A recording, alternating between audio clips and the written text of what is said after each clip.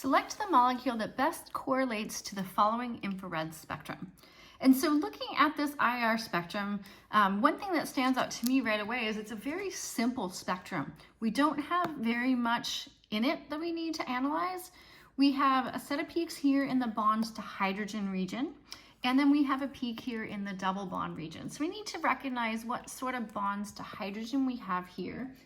And this set of peaks is just below 3,000, right? So 3,000 or so is our dividing line between sp2 carbon hydrogen stretches. And so we see nothing above that. So we would say we have no sp2CHs.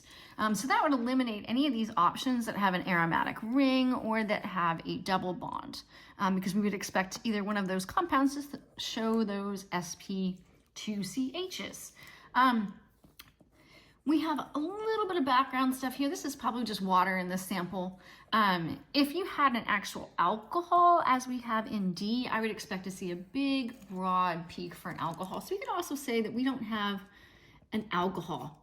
Sometimes it's really handy to look and see what we don't have, because the absence of a peak can tell you what the molecule is not, okay? Nothing in the triple bond region, so no triple bonds.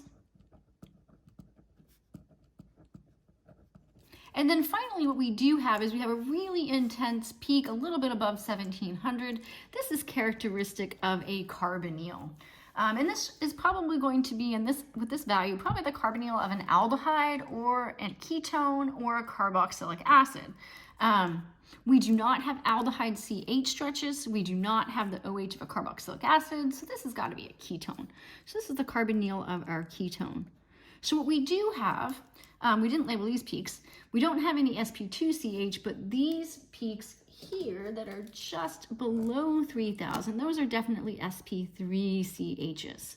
So it looks like we're dealing with an aliphatic ketone, which is what we see in C.